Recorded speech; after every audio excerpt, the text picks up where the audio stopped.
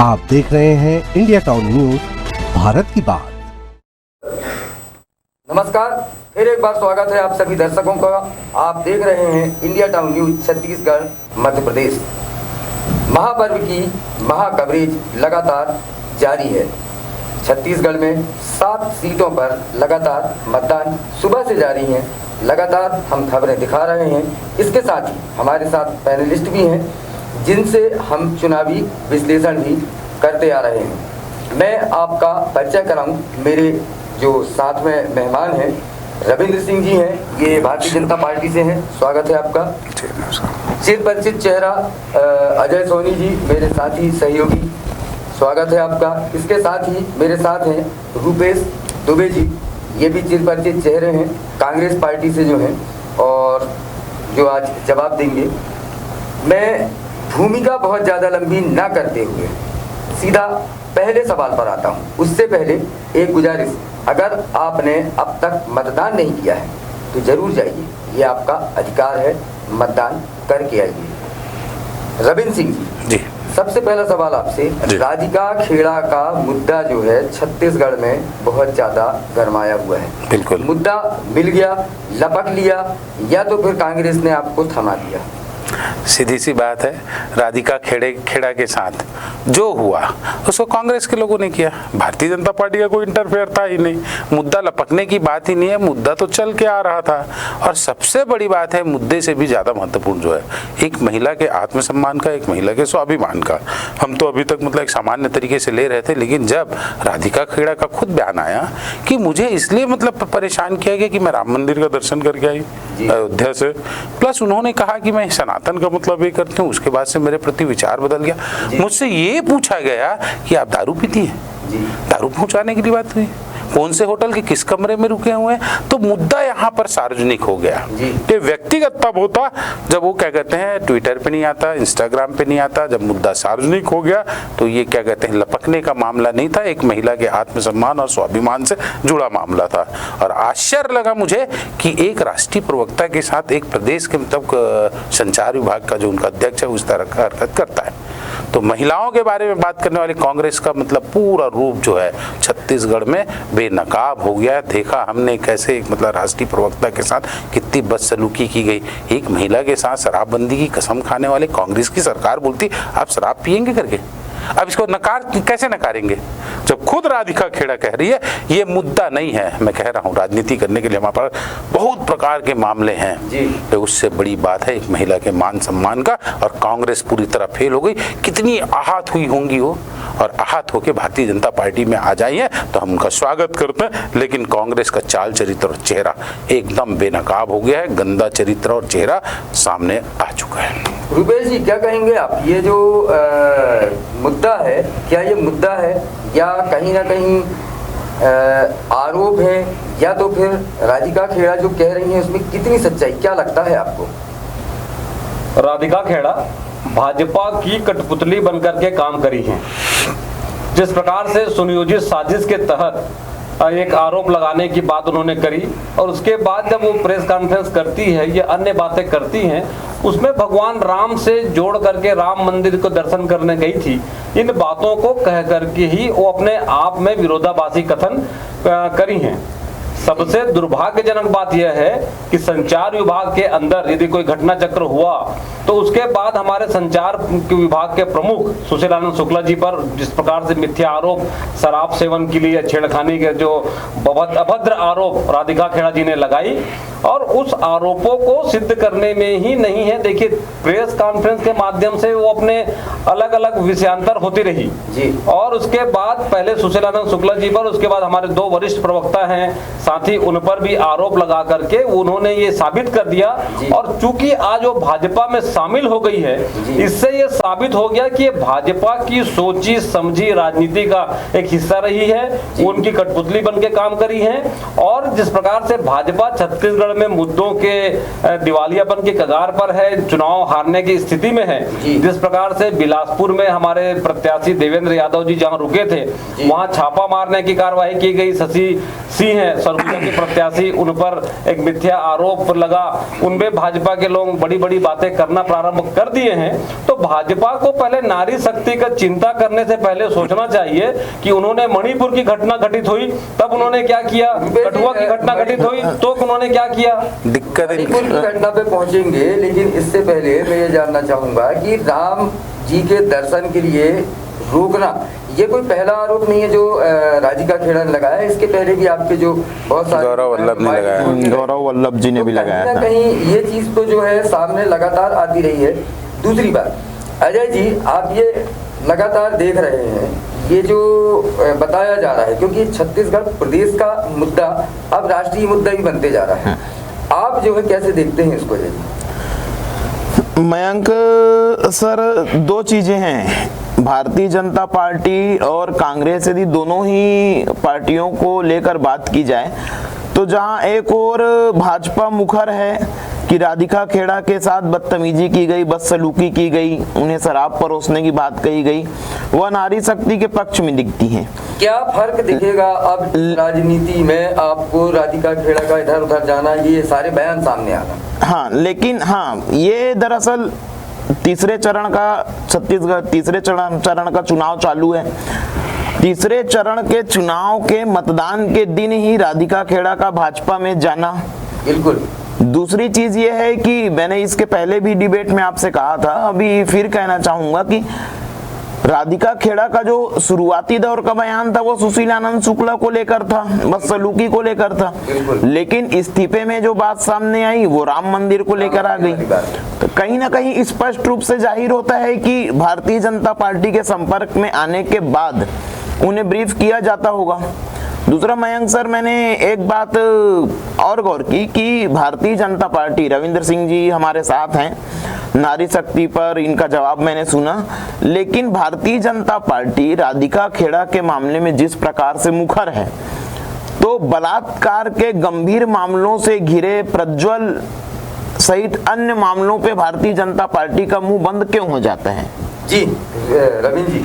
नहीं, देखिए क्या कहते हैं, छत्तीसगढ़ का मैटर था, राधिका खेड़ा को हमने कोई पीछे से किया नहीं है। आज कांग्रेस के लोग कह रहे हैं कि मतलब प्रायोजित हो गया, सुनियोजित हो गया।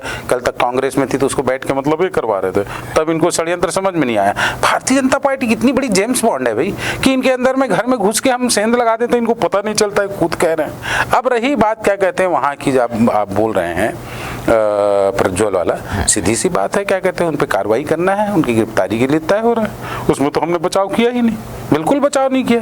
यदि हम बचाव कर रहे हैं तो भारतीय जनता पार्टी के बयान बता दीजिए। आपको बीच में रोकना चाहूंगा रविंद्र जी, बचाव तो वास्तव में भाजपा में नहीं किया, लेकिन बलात्कार जैसे घिनौने मामले पे विरोध का भी एक स्वरूप होना चाहिए। गिरफ्तारी की है। और मजे की बात है, ये दुर्भाग्य भी है कि लोकसभा का चुनाव हुआ, उसके अगले दिन एक घटना घटित हुई है जो सामने प्रकाश में आया। यदि पहले होता तो हो सकता है मतलब आपके जवाब को लेकर रुपेश जी तक जाना चाहूंगा। क्या कहते हैं रुपेश जी इस मामले में? जिस प्रकार से बातें आ रही हैं, देश के प्रधानमंत्री जी का यह कहना कि राज्य सरकार के अंदर का मामला है, राज्य सरकार उसमें कार्रवाई करे।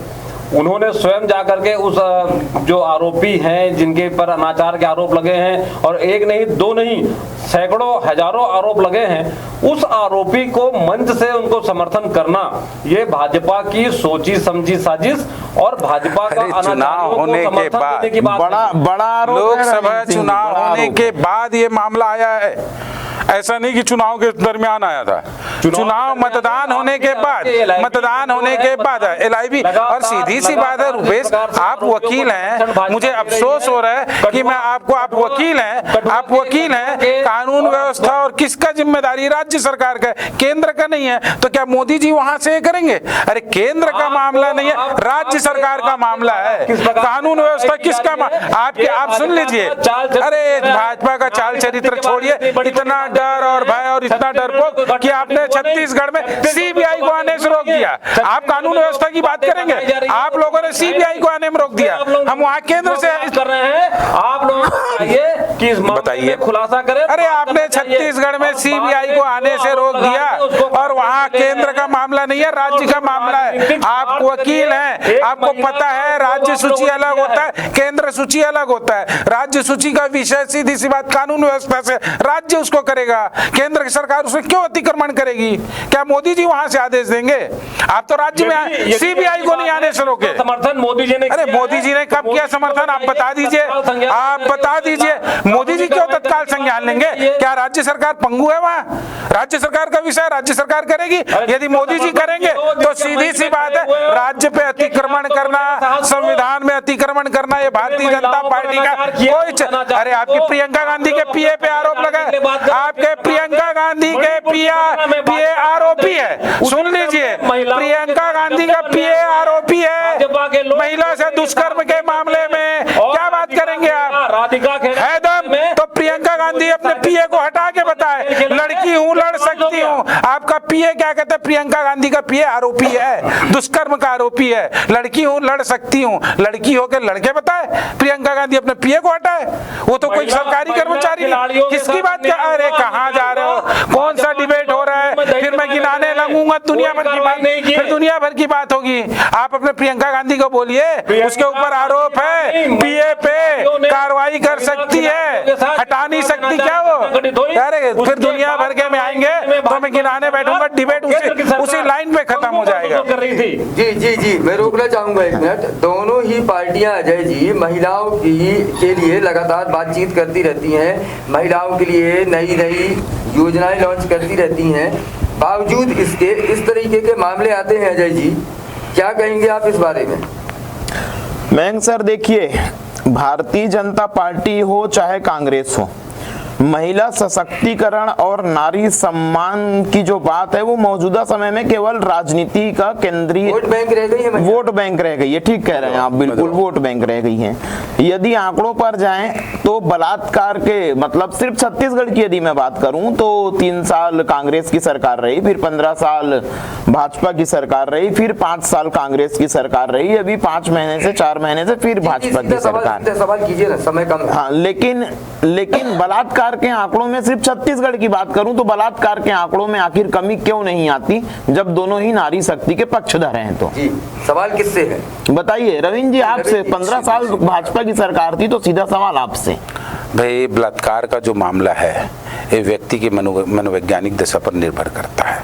कानून की तो कुछ है मैं उसी का बता रहा हूँ, जवाब दे रहा हूँ। अब मैं अभी तो गया नहीं कि कांग्रेस के कार्यकाल में गुड़ियारी में एक लड़की को गंडासे मारते 1.5 घंटे तक घूमता रहा। रायपुर जैसी सिटी में पुलिस आई ही नहीं। होता क्या है, बलात्कार एक मनोवैज्ञानिक मामला है और सीधी सी बात है। सुनिए, एनसीआरबी का अब भाजपा की सरकार मैं जवाब ही दे रहा था। बात आ रही है तो कांग्रेस कौन सी सफल थी? कांग्रेस कौन सी सफल थी? कांग्रेस रोक ली क्या बलात्कार को? बलात्कार को रोक ली क्या? एनसीआरबी का डाटा दिखाऊं? अब सुनिए, अब आप डाटा की बात कर रहे हैं, नेशनल क्राइम रिपोर्ट ब्यूरो का डाटा बताता हूं मैं। भूपेश बघेल की सरकार में महिलाओं पर सबसे ज्यादा अत्याचार हुआ छत्तीसगढ़ में हुआ। इसको किस रूप में देखेंगे आप? नेशनल क्राइम अब एनसीआरबी के डाटा को भी आप देश में 51 महिलाओं पर यस, अब देश में आप आ गए, छत्तीसगढ़ की बात हो रही, छत्तीसगढ़ में सबसे ज्यादा हुआ। चलिए आप उस डाटा को झुटाएंगे?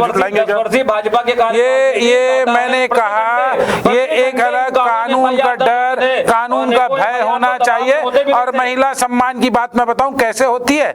आजादी के बाद यदि महिलाओं को, देश की आधी आबादी के लोगों को आरक्षण मिलता है ना, 33% तो भारतीय जनता पार्टी देती है। 10 साल 70 साल में कांग्रेस कभी नहीं दी। हमने संविधान में संशोधन करके दिया, आप दे सके? सोनिया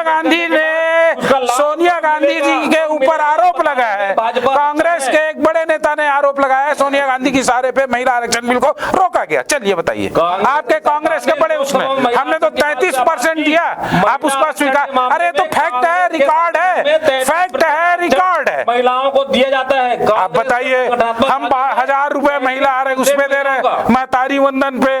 आप किस पे कर रहे हो? दुनिया देख रही है। क्या दुनिया देख रही है? महिलाओं को महतारी वंदन का लाभ नहीं आपने दिया, आपने दिया, आपने दिया, आपने दिया। आप तो लालच दे रहे थे, हमने 1000 रुपए कहा। सुनिए, आप कैसे कर रहे थे महिलाओं के साथ अपमान, महिला के साथ अपमान कैसे कर रहे थे उसको मैं गिनाता हूँ। हमने तो अपने घोषणा पत्र में डाला कि 1000 रुपए देंगे। इनका तो भूपेश बघेल बगैर घोषणा पत्र के 1200 रुपया दूंगा। अरे आप बोली लगाने बैठे थे क्या? आपके घोषणा पत्र में था क्या 1200? मन मर्जी हो गया। भूपेश बघेल बोल दिए थे महिलाओं का अपमान करते हैं आप, हमने 1000 रुपए दिया तो आपने कहा हम 1200 देंगे, और अब क्या कहते हैं 1 लाख देंगे। अरे दम था तो घोषणा, उज्ज्वला गैस में 13 करोड़ महिलाओं को गैस दिया है, गैस कनेक्शन दिया है। अब महंगाई की बात बताता हूँ, सुनिए बहुत, अरे सुन लीजिए 2 मिनट रुपए, जरा सुनो। महंगाई पे बहुत कांग्रेस की बात करती है ना, मैं बता रहा हूँ 7.98% महंगाई दर था मनमोहन सिंह के 2014 के समय, आज उठा के देख लीजिए 4.85 है, 3% का अंतर आ गया। कहाँ गया आपका महंगाई का डाटा? महंगाई पेट्रोल में बताता हूँ, सुनो, अब सुन लीजिए, मैं आपको रिकॉर्ड बता रहा, अब सुन लीजिए, आपके बोलने से नहीं होगा, आपके बोलने से नहीं होगा। सुनो, जब मनमोहन सिंह थे ना, पेट्रोल की कीमत उसमें 73 रुपए था, और जब अटल बिहारी वाजपेयी थे तो 33 रुपया था। अब बताइए महंगाई आपने बढ़ाया कि किसने बढ़ाया? 33 का 73, जब 40 रुपया बढ़ गया, दुगना से भी ज्यादा आपने किया। यदि उस समय 73 था तो नरेंद्र मोदी की सरकार समय दुगना होता तो कम से कम 150 रुपया होना था। आप बताएंगे आप अटल बिहारी वाजपेयी जी के समय 33 रुपए पेट्रोल का रेट, और मनमोहन सिंह के समय 73 रुपया। किसकी बात कर रहे हैं आप? में कांग्रेस और भारतीय जनता पार्टी लगातार आरोप प्रत्यारोप तो लगाते रही है, लेकिन आप लगातार फील्ड पे रहे हैं, आप जनता के बीच गए हैं, ग्रामीण क्षेत्र हो या शहरी क्षेत्र में, कौन सा मैजिक चल रहा है? मोदी मैजिक चल रहा है या फिर जो है न्याय चल रहा है या क्या चल रहा है? दूसरी चीज मैं आपसे सीधा सवाल ये पूछना चाहूंगा, आपके साथ पैनलिस्ट हैं उनसे आप पूछ सकते हैं कि किन मुद्दों पर चुनाव लड़ा जा रहा है और कांग्रेस जो है आक्रामक क्यों नहीं है? क्योंकि अगर महंगाई की बात करती है, अगर बेरोजगारी की बात करती है, तो फिर आक्रामकता क्यों नहीं दिखाई देती? मोदी से शुरू होकर कैंपेनिंग और मोदी पर ही खत्म हो रही है, चाहे भारतीय जनता पार्टी हो चाहे कांग्रेस हो। अजय जी। जी बिल्कुल सही कह रहे हैं मयंक सर। आप पिछले दिनों इंडिया टाउन न्यूज के सांसद का लोक तिलक कार्यक्रम के माध्यम से जांजगीर लोकसभा, कोरबा लोकसभा, बिलासपुर लोकसभा सहित अन्य क्षेत्रों का दौरा हमने किया। ग्रामीण क्षेत्रों में की बात करें या शहरी क्षेत्रों की बात करें, भारतीय जनता पार्टी में एक समय होता था कि भाजपा संगठन ही सर्वोपरि होता था। मेरा सीधा सवाल रविंद्र सिंह जी से है कि मौजूदा समय में 2024 के जो चुनाव हैं उसमें भाजपा का परिवार गायब है, परिवार है मोदी का परिवार। होर्डिंग्स देख लीजिए, कटआउट्स देख लीजिए, स्थानीय लोग गायब हैं, प्रत्याशी गायब हैं, केवल मोदी के नाम पर चुनाव लड़ा जा रहा है। तो क्या मोदी जी कल को यदि सत्ता में, सरकार में नहीं रहेंगे या मोदी जी का चेहरा नहीं रहेगा तो क्या भाजपा समाप्ति की ओर चली जाएगी? बहुत अच्छा प्रश्न है दोनों का, मैं दोनों का सिलसिलेवार जवाब देता हूँ। मोदी जी के नाम पे लड़ रहे हैं क्योंकि मोदी जी पे भरोसा है दम। कांग्रेस तो राहुल गांधी के नाम पे चुनाव लड़ ले, अरे भरोसा है भैया भारतीय जनता पार्टी को। आप एक सेकंड के लिए रुकूंगा, सीधा सवाल, राहुल पर दम है तो राहुल के नाम पर चुनाव लड़ ले। देखिए राहुल गांधी जी ने भारत जोड़ो यात्रा के निकाली, उसका जिस प्रकार से प्रतिसाद मिला, और सबसे महत्वपूर्ण बात यह है कि भाजपा आज व्यक्तिवादी पार्टी हो गई है। भाजपा के संगठन नाम का कोई चीज नहीं रह गया है, और जहां व्यक्तिवादी होता है वहां पतन सुनिश्चित है। रविंद्र जी आपसे जवाब अधूरा रह गया। सीधी सी बात है, क्या कहते हैं भारतीय जनता पार्टी, आप राजनांदगांव में चुनाव को देख लो, छत्तीसगढ़ में देख लो, अमित शाह जी आके कर रहे हैं, राजनाथ सिंह जी आके कर रहे हैं, नड्डा जी हमारे चुनाव कर रहे हैं, सब तो प्रचार कर रहे हैं। भाई मोदी जी एक सर्वप्रमुख चेहरे हैं, उन पे भरोसा होता है। यदि उन्होंने कह दिया मैं 370 हटाऊंगा तो हटा दिए, राहुल गांधी बोले हैं, उनकी बात को कोई मानता है क्या? बता दीजिए। मोदी जी चेहरे हैं भाई, भारत के प्रधानमंत्री नेतृत्व कर रहे हैं, हम मोदी का परिवार गर्व से बोलते हैं। कांग्रेसी तो आज राहुल का परिवार नहीं बोल सकते। एक बड़ा प्रश्न था आपका कि चुनाव पे विषय, मैं बताऊं मुझे अफसोस है कांग्रेस अपने घोषणा पत्रों से भटक गई है। आज क्या चीज पे लड़ रही चुनाव? संविधान बचाने के लिए। क्या संविधान का हो गया? आपने 105 बार संविधान में संशोधन किया, भूल गए आप? जी जवाब देना।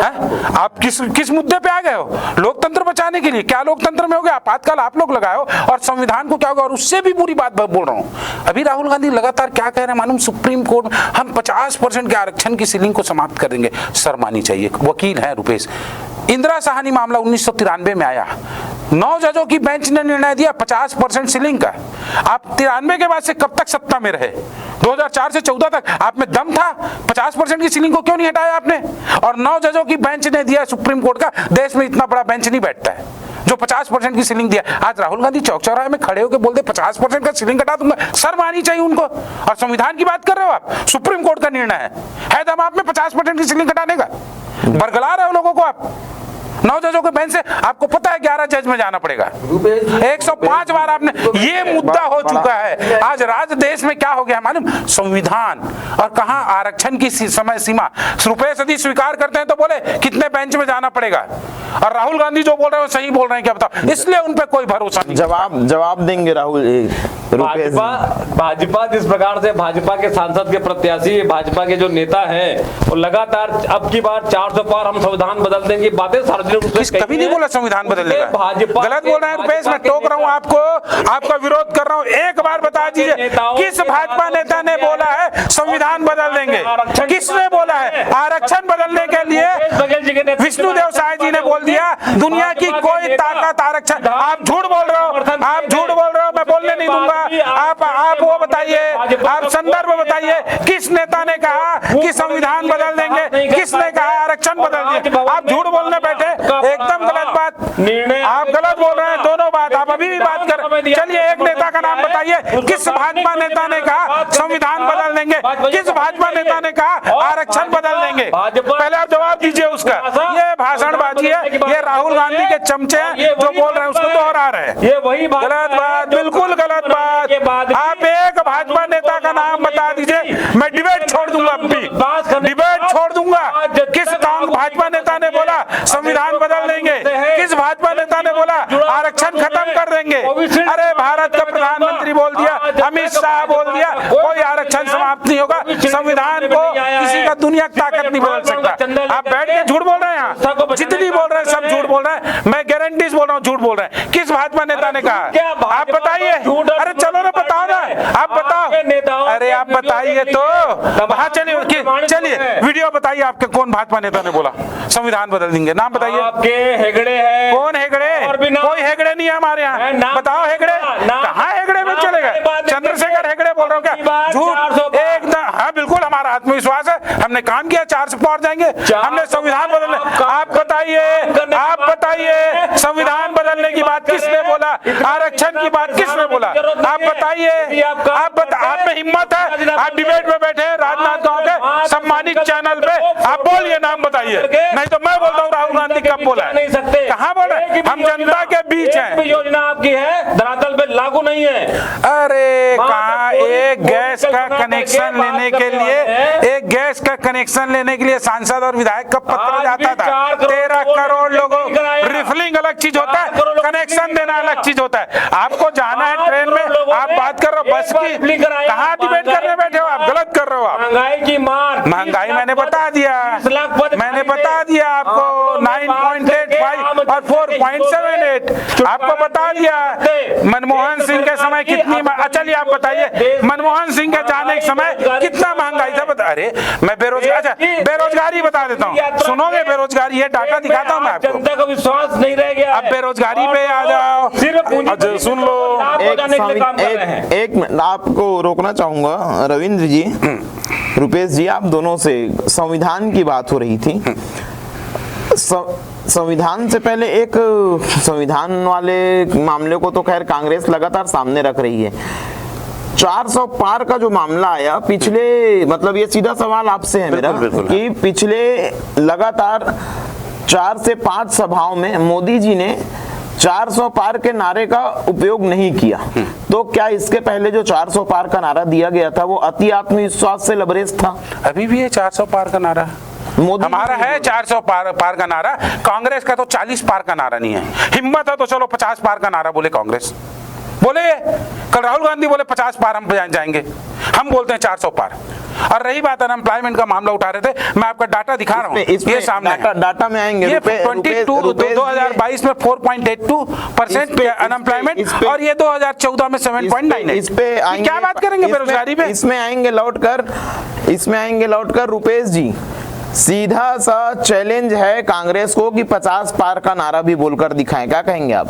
बड़ी हास्यास्पद स्थिति है भाजपा की, जो भाजपा मयंक सर का सवाल लेते हैं। मयंक सर, इसमें मेरा एक सवाल और है कि सबसे पुरानी पार्टी आज उसको ऐसी क्या जरूरत पड़ी कि क्षेत्रीय पार्टियों से उसे गठबंधन करना पड़ रहा है। जी सही जो कह। क्षेत्रीय नेता हैं जैसे अखिलेश यादव हैं या इस टाइप के जो अलग अलग राज्यों के जो नेता हैं उनके साथ रैलियां करना पड़ रहा है राहुल जी को। एक कांग्रेस पार्टी सोचिए, एक समय जिसने 70-75 साल जो भी है राज किया है, और आज ये स्थिति क्यों? कहीं ना कहीं क्या आपको नहीं लगता कि ये भारतीय जनता पार्टी का हो सकता है अति आत्मविश्वास हो, लेकिन आपकी पार्टी का भी तो लगातार डाउनफॉल हुआ है। रुपेश जी, मयंक जी, ये वही भाजपा है जो 143 सीटों को छोड़ करके माने वहां इनकी हार सुनिश्चित है, इन्होंने स्वीकार कर लिया है। और देश में अन्याय अत्याचार के खिलाफ भारत देश के सभी राजनीतिक दल, सभी व्यक्ति जो इस अन्याय अत्याचार के खिलाफ लड़ना चाह रहे हैं, इनको उखाड़ कर फेंकना चाह रहे हैं। कांग्रेस प्रत्येक उस पार्टी के साथ और प्रत्येक उस व्यक्ति के साथ रह करके काम करना चाहती है। यह भारत देश है, अधिनायकवाद यहाँ नहीं चलेगा। और जिस प्रकार से संवैधानिक संस्थाओं का दुरुपयोग भाजपा कर रही है, प्रमाणित हो रही है, वैसी स्थिति में एक आप उदाहरण बता दीजिए संवैधानिक संस्था का दुरुपयोग का। सभी लोग आप बोल रहे हो तो प्रमाण भी बताओ, उदाहरण भी बताओ रुपेश, कौन सा संवैधानिक संस्था पे हमने हमला कर दिया? चलो बताओ, बहुत बोलते हो आप लोग संवैधानिक संस्था के दुरुपयोग, एक तो उदाहरण बताइए। अब मैं बताता हूं, नहीं तो आपको बड़ी गिनाता हूं आपको। रविंद्र जी, आप लोग कैसे संविधान का दुरुपयोग क्यों बताइए ना, एक संस्था का बताइए। अरे दुरुपयोग का कारण क्या? दुरुपयोग किस प्रकार से? नहीं ऐसा मत बोलिए, किस प्रकार से?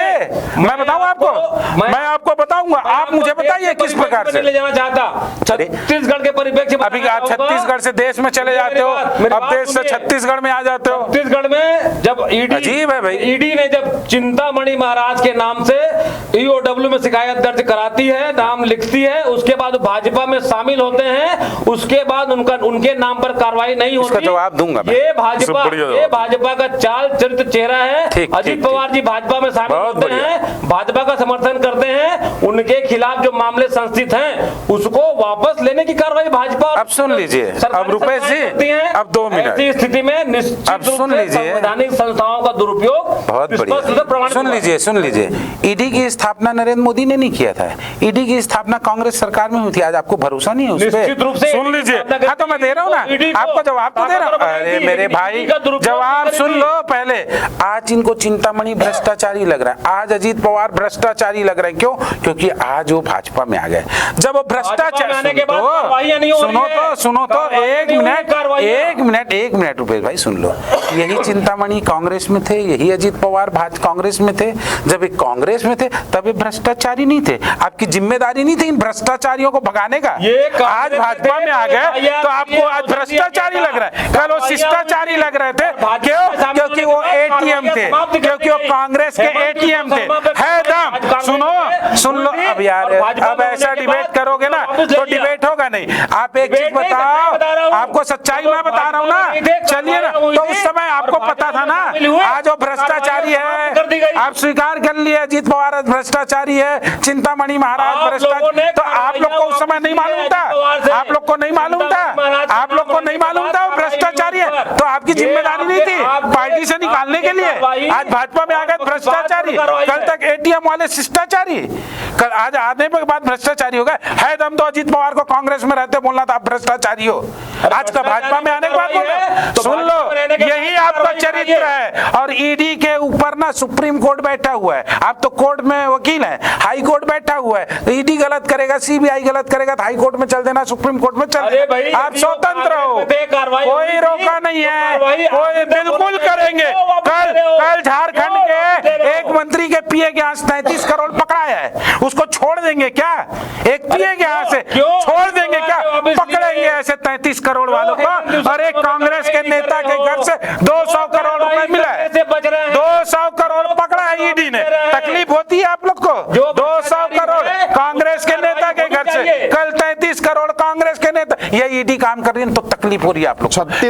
33 करोड़ कांग्रेस के खाते में आ जाता, ईडी पकड़ता है।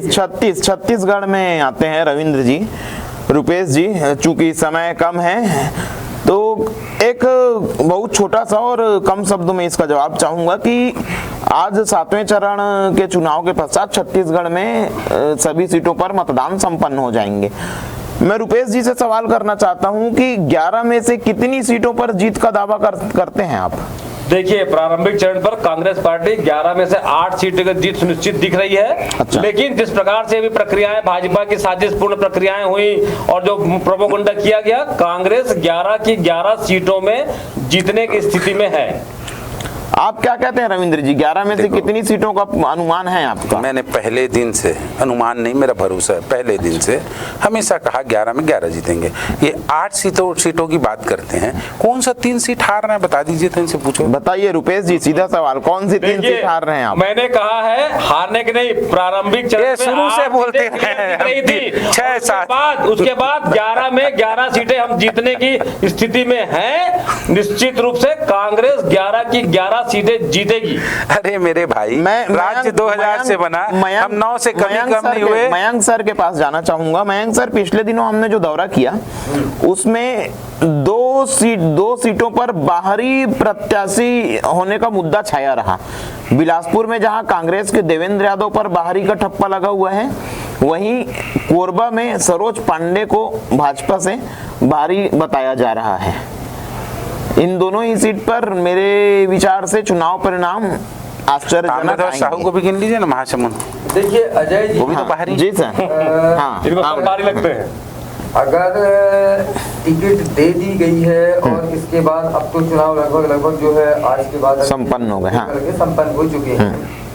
ये बाहरी वाला मुद्दा तो यहाँ राजनांदगांव में भी गरमाया था, बिल्कुल गरमाया, ठीक। और भरे मंच से जो है कार्यकर्ताओं ने, कांग्रेसी कार्यकर्ताओं ने जो है भूपेश बघेल जी के सामने भी जो है विरोध दर्ज कराया था। ठीक कह रहे हैं आप। तो ये बाहरी वाला मुद्दा शायद ये मैं ये कहूँगा कि जो स्थानीय नेता है उन्हें कहीं ना कहीं सोचना चाहिए कि उनके ऊपर से लाके पैराशूट प्रत्याशी क्यों ठोक दिए जाते हैं। उसके अलावा देखिए, इसमें सीधा सीधा नुकसान जनता का ये है कि अगर बाहरी प्रत्याशी आता है और वो जीत जाता है तो कहीं ना कहीं निष्क्रियता के फिर आरोप रहते हैं, क्योंकि जिनको वहाँ रहना नहीं मिलता। जी बिल्कुल। अब इसके साथ साथ मैं ये भी जोड़ना चाहूँगा कि भारतीय जनता पार्टी हो या फिर कांग्रेस, दोनों ही 8 सीट, 10 सीट या 11 सीट का अगर दावा कर रही हैं, रुपेश जी आप 8 या 9 सीट के जितनी भी सीट का दावा कर रहे हैं, क्या कारण? मैं पहले कर देता हूँ, सीधी सी बात है, राज्य बनने के बाद हमने कभी 9 सीट से कम नहीं किया। हम तो हमेशा 9, 10, 11 के बीच में रहे। पिछली बार भी जब भूपेश बघेल की सरकार थी तब भी हम 9 सीट में थे। और हमने जो 4 महीने अभी में काम किया है, महतारी वंदन योजना, किसानों को 2 साल का बोनस, 3100 रुपये देना, PSC की CBI जांच करवाना, 4 महीने में ना, जबकि आचार संहिता लगा, हमने कर दिया है। केंद्र में भाजपा की सरकार, राज्य में विष्णुदेव साय की सरकार, शानदार तरीके से 11 जीतेंगे। हमारे पास आधार है, इनके पास क्या आधार है? तो उनका सरकार में रहे तब 9 में बताएंगे रुपेश जी। 11 इसलिए हम जीतेंगे, तो अपना हमारा पूरा उसका पक्का विश्लेषण है। मतलब आधार जो है या विश्वास है, किन कारणों से, ये तो आपने छत्तीसगढ़ के बता दिए, लेकिन मुद्दे जहाँ तक देखे गए राष्ट्रीय मुद्दे बहुत ज्यादा हावी रहे पूरे चुनाव में। राष्ट्रीय मुद्दे थे ही नहीं, ये कहाँ संविधान और कहाँ मतलब आरक्षण में चले गए। हैदम तो क्या कहते हैं, अपने संकल्प पत्र बात करें, हम तो अपने विकास पे बात कर रहे हैं। यही लोग आरक्षण पे भटका के जातिवादी में तोड़ रहे हैं। एक बड़ा गंदा उदाहरण मैं दे रहा हूँ, मैं अपनी बात को खत्म भी कर रहा हूँ। फारूक अब्दुल्ला को कल क्या हुआ, राजनाथ सिंह जी ने कहा कि हम POK भी लेंगे जो शेष कश्मीर में है। फारूक अब्दुल्ला जो इनका सहयोगी है, क्या बोले मालूम है, पाकिस्तान चूड़ी पहन के नहीं बैठा है, भारत में रह के ये बात बोलेंगे, इसलिए हारते हैं। रुपेश जी इतना गंदा बोलते हैं इन लोग। रुपेश जी आइए। जिस प्रकार से रविंद्र जी बड़ी बड़ी बातें कर रहे हैं, यदि धारा 370 की बात करें तो ये कश्मीर में चुनाव क्यों नहीं लड़ रहे हैं, इनको समझ में आना चाहिए, पहली बात। और दूसरी बात, छत्तीसगढ़ में 5 महीने की सरकार रही है, जिस प्रकार से रिमोट कंट्रोल में चल रही है। दुर्भाग्यजनक ढंग से बोलना चाहूंगा कि प्रधानमंत्री आवास के पहला कैबिनेट के निर्णय को आज तक धरातल पर लागू करने में आचार संहिता है मेरे भाई। सरकार 3 महीना हुआ है सरकार में, 5 साल नहीं हुआ है, डबल इंजन 5 साल नहीं हुआ है। जनता को प्रधानमंत्री आवास यही बोल के सरकार से भाग हो, अभी भी हो। और लगातार जिस प्रकार से छत्तीसगढ़ में 5 महीनों में छल छिद्र की सरकार, रिमोट कंट्रोल की सरकार के रूप में, चलिए 5 महीना बोला आपने और 5 साल की सरकार को देखे और आपको बाहर कर दिया। कांग्रेस की 11 से 11 सीटों में जीत सुनिश्चित है। चलिए 11 की 11 सीटों में भारतीय जनता पार्टी की भी जीत सुनिश्चित है और कांग्रेस की भी है। बस फिलहाल वक्त है एक ब्रेक का, समय की इजाजत अब आगे और इस चर्चा को ले जाने की नहीं है।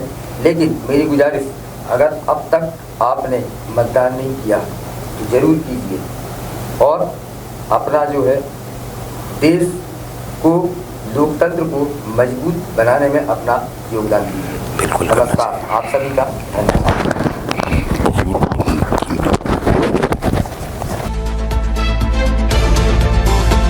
आप देख रहे हैं इंडिया टाउन न्यूज, भारत की बात।